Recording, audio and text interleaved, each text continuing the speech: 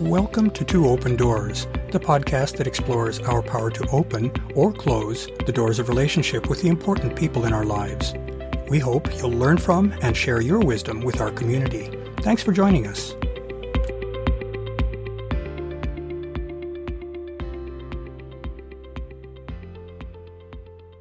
As we all know, relationships evolve.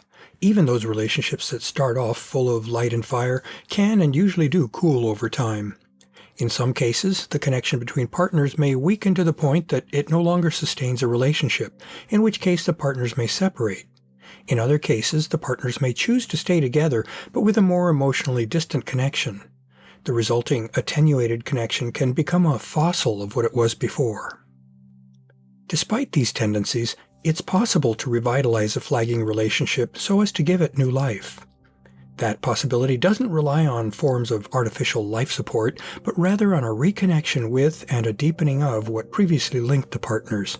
We'll explore that hopeful possibility in this episode. It's well known that the magnetism that initially draws partners together fades, and comparatively quickly, typically within the first 6 months to a year of intimate connection. That's a reflection of the underlying biology of human attraction, in which declining dopamine and serotonin levels combine with growing interpersonal familiarity and thus a decrease in tantalizing novelty to reduce the initial draw between the partners.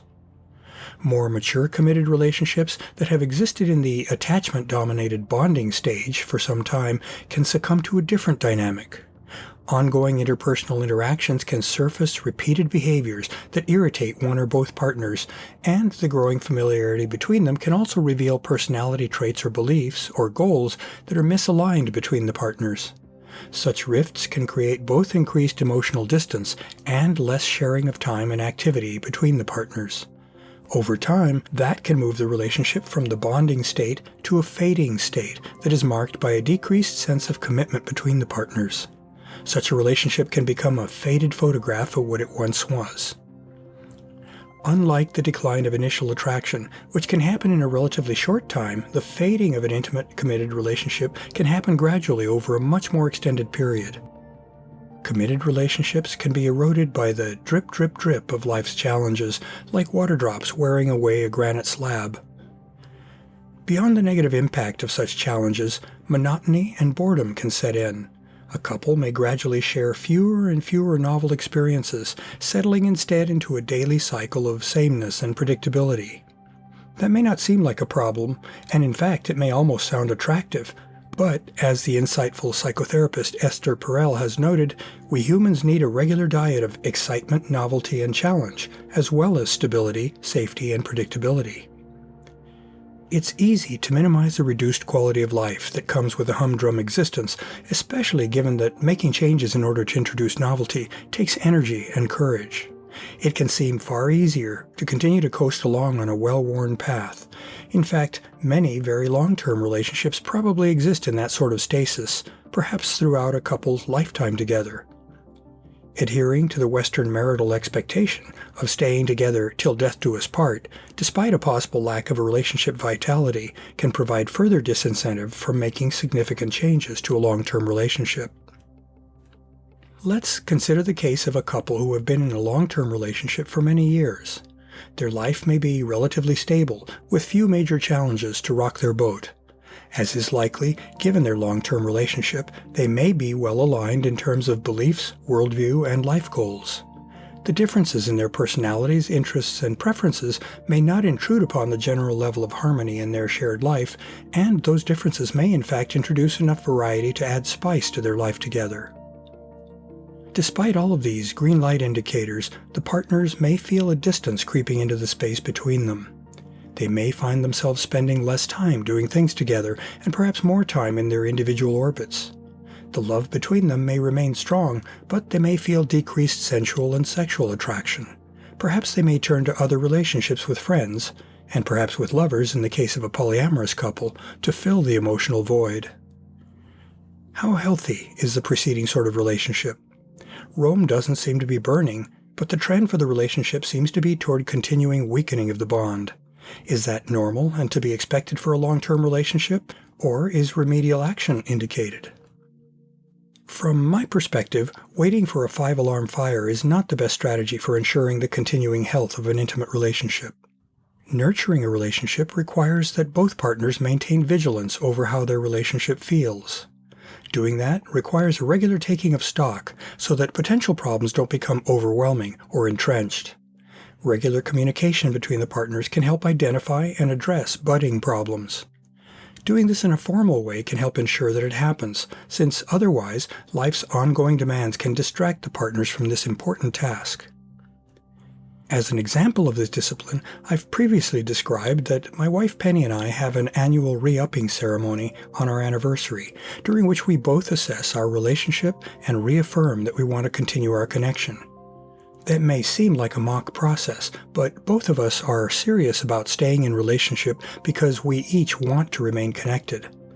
Of course, we don't wait until our anniversary date to take stock. We do that ongoing and discuss both the joys and the possible concerns that occur in the course of our relationship. That way, there are no unexpected and unpleasant surprises come time for our renewal of connection. What can one do if there are signs that one's committed relationship is losing vitality? Obviously, there's no one answer to such a broad question. The first step is to diagnose the problem or problems so that the couple can then discuss the situation. Sometimes a relatively minor adjustment can suffice. Perhaps the couple needs to share more outings and experiences to reduce boredom from sameness or a felt decrease in connection. In other cases, a change in life circumstances may be required. That could entail a change in jobs that have become too demanding on the couple's personal lives, or a change in living location to reduce stress or provide a more soulful existence. On perhaps the most fundamental and impactful level, perhaps the couple needs to discuss some aspect of their relationship itself. That would likely be the case if there has been infidelity within the couple. It might, though, also be necessary if other relationships are felt to be intruding on the couple's core connection, as sometimes happens in the lives of polyamorous couples. Of course, making significant course corrections in a committed relationship is not a small matter.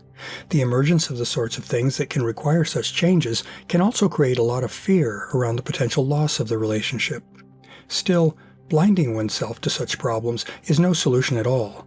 If anything, that's likely to just let the problems progress. This is a case where being true partners enables both partners to know that they're not alone in facing the challenge, and that both partners are vested in collaborating to ensure the survival and thriving of their relationship. Being in a long-term committed relationship can be a tremendous source of joy and satisfaction in life. Not surprisingly, such a relationship requires good stewardship by both partners. Commitment means that those partners can rely on each other to hang tight in challenging circumstances and to work with each other to nurture their connection. Committed partners care deeply for one another and for the relationship. It's also a blessing that such a couple is not alone in facing life's challenges and in finding the best path to bolster their relationship. Caring and capable therapists, counselors, and coaches can provide needed resources, perspective, and accountability to help the partners continue to prosper together. With such support, an intimate relationship can continue to deepen and expand as time goes on. To learn more about Two Open Doors and to engage with our community, I'd like to invite you to visit the Two Open Doors private Facebook group for posts and discussion, and the Two Open Doors meetup group for events. I also invite you to contact me directly by writing to me at Claude, C-L-A-U-D-E, @twoopendoors.com. I'd love to hear from you, and I'll use your inputs to guide my work on future blog posts and podcast episodes. Thanks for visiting Two Open Doors.